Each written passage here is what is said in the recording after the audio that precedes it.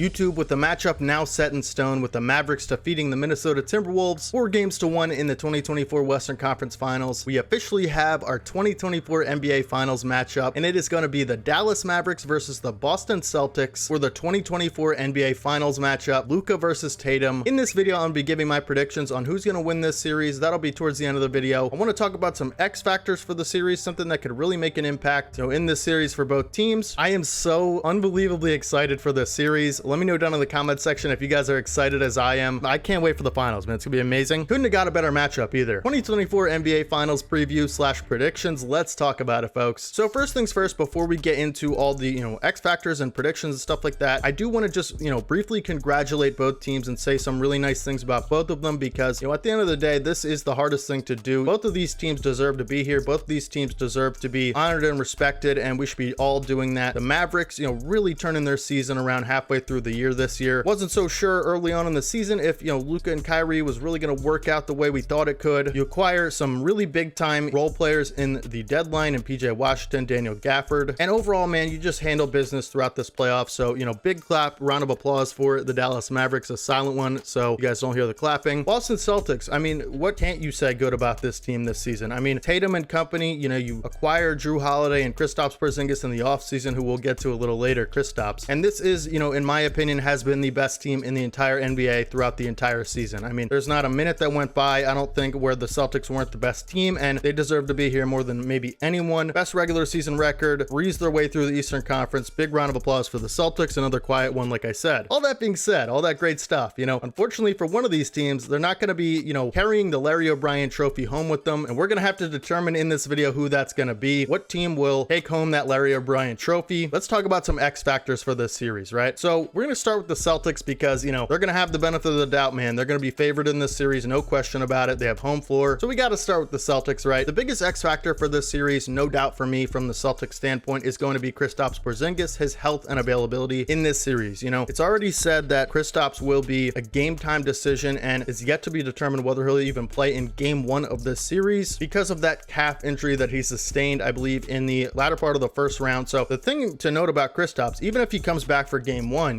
he could be a little rusty in this series, and that's being generous if he comes back in game 1, because it doesn't seem like the Celtics are so confident that he will be available for game 1 and at 100%, right? So Kristaps obviously being one of the biggest pieces of this team and being so important to the Celtics' success this season, really stepped up, played the best basketball of his career. So, his availability for this series has to be one, massive X factor for the Celtics, because let's just say you get him back for game 1 and he plays the entire series. Will he be at 100%? Will he be rusty? The guy hasn't played a playoff game or a basketball game since, I believe, the Miami Heat series in round 1 of the Eastern Conference. So that's obviously the biggest thing to note for the Celtics. He could determine the series, whether he plays great, whether he plays enough games, whether he plays at all, right? So Kristaps' health and availability and how rusty he is and ready to play when he comes back is going to be, the Celtics' biggest X factor. Another one for the Celtics could be Jayson Tatum, right? And obviously Jayson Tatum, I made a video about him recently, how I feel like he has accomplished so much already in his early career, only being 26 years old, and he deserves more credit than he gets a lot of times. But I will tell you this, man, Jayson Tatum has to come out aggressive early and often in this series and look to get his, right? There is no playing around anymore for the Celtics. They have no excuse to lose in this series. A lot of times before, they were young, maybe they didn't have the fullest roster. No excuse this year. They're the favorite. They are the best team in the NBA, and they've played like it all season. Jayson Tatum has to step up and be that guy every single game. No question about it. He's got to be aggressive early and often. He's got to look to get his. He's got to put this team on his back. It's not going to be easy, man. The Mavs are tough. And when you get to this level, like I said, the NBA Finals, man, the margin for error gets littler and littler and littler. And I don't believe the Celtics have played a team this good in the playoffs yet. No disrespect to the Eastern Conference and the Pacers and them, but listen, I really do believe the Mavs are better, far better than anyone the Celtics have played yet in this playoff series. So no more fooling around for the Celtics, man. They got to take every moment seriously. They got to take every moment and be accountable for every moment, right? And that goes from the best player on the team, Jayson Tatum, all the way to the 12th man and the coach. Hopefully if you're the Celtics, you learned from some of your mistakes in the 2022 finals. But like I said, it's all going to rest on Tatum's shoulders either way.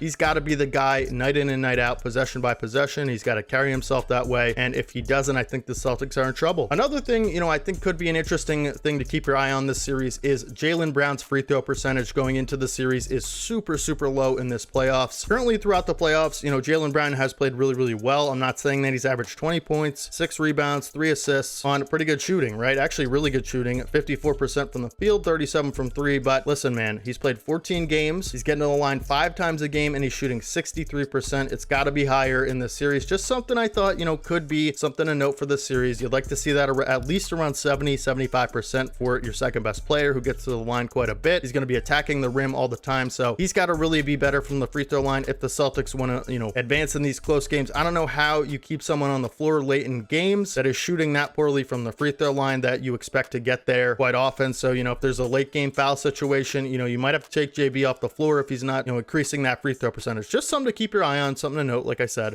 So these X factors for the Celtics could be really, really important. Brief recap: Kristaps Porzingis' health and availability and rustiness, I guess you could say, if he comes back for the Celtics. Obviously, such a big part of what they want to do. Jayson Tatum's aggression early in the series and just throughout the entire series in general. He's really got to step up and be that leader, be that guy that he's been all season. I'm not saying he can't, I'm just saying that he has to, right? So you have to see it every possession. He's got to, really take this seriously every game, every second of this finals. And then the other one, just JB's free throw percentage. Jaylen Brown, has to shoot better from the line if he's going to get there that much and stay on the floor late in games strategically, right? So those are the Celtics things I, think could be worthy of, some attention throughout this series. Let's move on to the Mavericks X-factors for the 2024 NBA Finals. The first thing I want to mention for the Mavericks X-factors for this series is going to be their 2 big men that rotate throughout the game, and that is Derek Lively II and Daniel Gafford, right? These guys have been absolutely fantastic for the Mavericks, absolute game changers. The Mavericks have, for a long time throughout Luka's career, really lacked that size and interior presence in the paint, and this is really, really what you want to see if you're Luka Doncic, because you really address this issue in a big way in this offseason and throughout the NBA season. Getting Gafford at the deadline, the Mavs rotate 2 super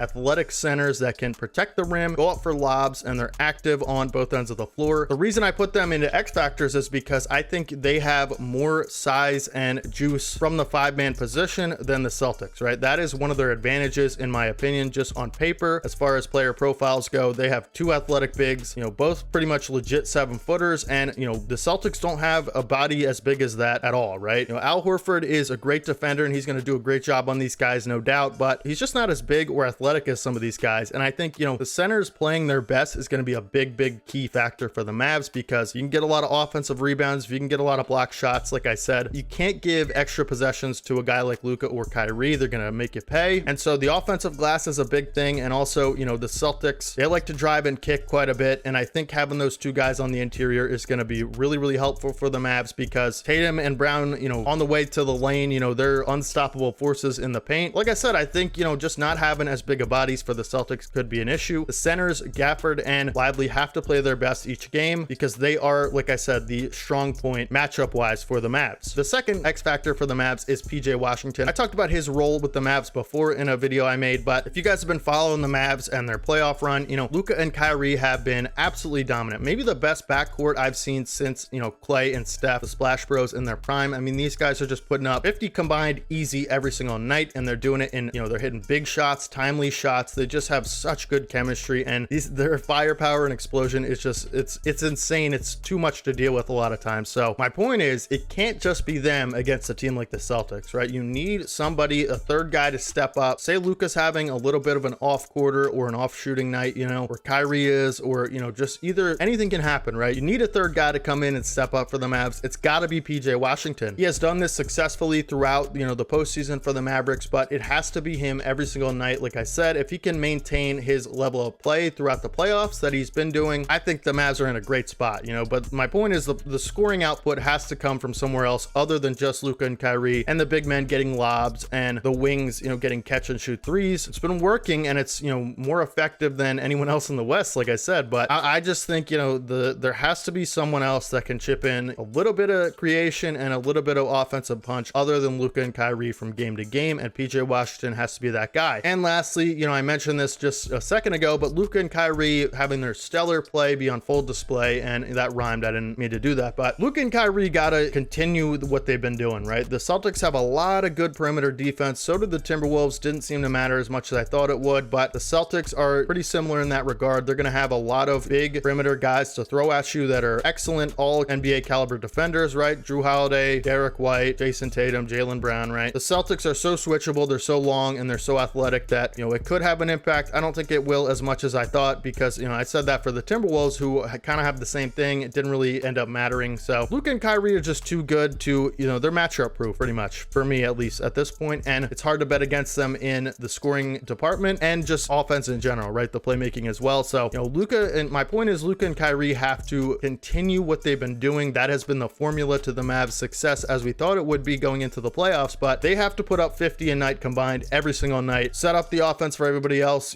chip in with the assists, and you can't be a negative on defense. You gotta commit to the, at least some effort from time to time, right? You can take the corner guy every now and then, but listen, all I'm trying to say is Luka and Kyrie have to continue what they've been doing offensively, and the Mavs should be able to play as good as they, possibly can in this series, right? So all that being said, what are my predictions? Who do I think is going to win this series? And as much as it pains me, I hate the Celtics so much, I'm gonna have to go Celtics in 7. I think this is going to be a closer series than the odds and the Vegas bets are going to give it credit for. I think a lot of people are going to say Celtics in 6 or 5 because to me they're just a better team, right? Overall, I think the Mavs, like I said, obviously earned their spot here, and they're here for a reason, right? They're a great team, and their firepower is going to win them a few games. But I just think the Celtics are, they have too much, man. They're too good. I just don't see the Mavs, winning a 7-game series against this team. I don't see anyone in the NBA being able to at this point. I just think it's the Celtics year, man. As much as I want the Mavs to win, I'm a huge Luka fan. I love their energy, that the team energy, and they just have such a fun vibe, right? The Mavs, and I just, I really have rooted for them throughout the playoffs because, like I said, I'm a big Luka fan. I was a big fan of Dirk before, so the Mavs have always been a team I wanted to see make it to the finals. It's great for Luka that he's made it this far,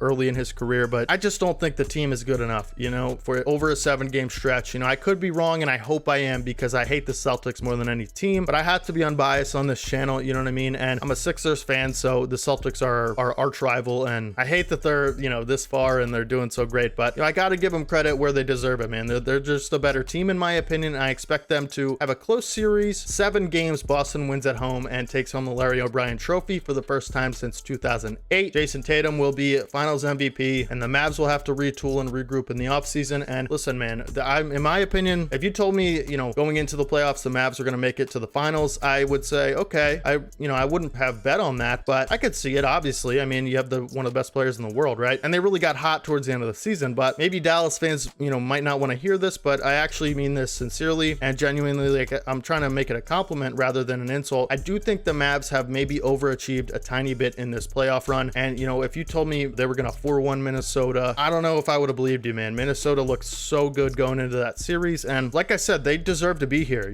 more than anyone else in the West, right? They're here for a reason. They're a great team, and they have a real chance to win this series. I'm not saying it's, a done deal yet, but I just think the Celtics are the better team, so I think it is a close series. I think they win in 7, the Celtics, and Tatum's finals MVP. I'm not happy about this, as you guys can hear in my voice. So Mavs fans, don't get upset with me. Celtics fans, don't praise me too much because I still don't want you to win, but I have to be unbiased and objective on this channel. So hopefully you guys enjoyed the video, man. Let me know down in the comment section what you think is going to happen in this series. Who wins the series by how many games? Who wins the finals MVP? I want to hear all that stuff from you guys. You guys have been so great with the support on the channel. I cannot thank you guys enough for the support. It means so much to me. I work really hard on these videos every day. We upload every day on the channel. So when I see people engaging in the comments and enjoying, the videos and, telling me information, because I'm not the brightest guy, right? Like I'm not right about everything. You guys have been so helpful to me in the information category. Like, you guys have given me such good insight and input on a lot of the videos. You guys are always correcting me and, giving me some tips and pointers. So anytime I can, see that stuff, it really means the world to me. So if you guys, want to comment, who wins the series by how many games, there's a good chance you probably know more than me about a lot of this stuff. So, a lot of you guys are super smart. So definitely keep commenting, guys. Keep the support. It means so much, right? Let me know down in the comments who wins. Hopefully, Mavs fans aren't too upset with my predictions. I'm sorry. I don't want to make them, but I have to. It's just really how I feel. You never have to question whether I really believe something I say on this channel. I always say what I feel and actually think, I'm never gonna be one of those people who misleads the audience or whatever. I really take this seriously. I love basketball, right? I gotta be loyal to basketball. I'm a Sixers fan, so sometimes I interject some of my bias there, but I really do try to be genuine and give my honest takes and stuff like that. They might be trash sometimes, but they're all honest and they all come from me, right? So hopefully you guys respect that, but make sure you guys let me know down in the comments section who wins. Make sure you guys subscribe to the channel if you guys don't want to miss any more content just like this. We upload every single day on this channel. Passionate basketball fan here. Gonna be covering a lot of finals stuff, gonna be covering a lot of off-season stuff coming up, and the Summer Olympics coming up. So make sure you guys subscribe for all things NBA. Drop a like on the video if you guys did enjoy it. it really means the world to me when you guys do support like that. Can we shoot for 15 likes for the finals? I think we can do it. I think you guys can do it. I really trust you guys. And just thank you for the support, man. Hopefully you guys have a great rest of your day today. Hopefully you guys enjoy the finals as much as I will. And I'll catch you guys in the next one. This is your boy D Haven as always. Peace.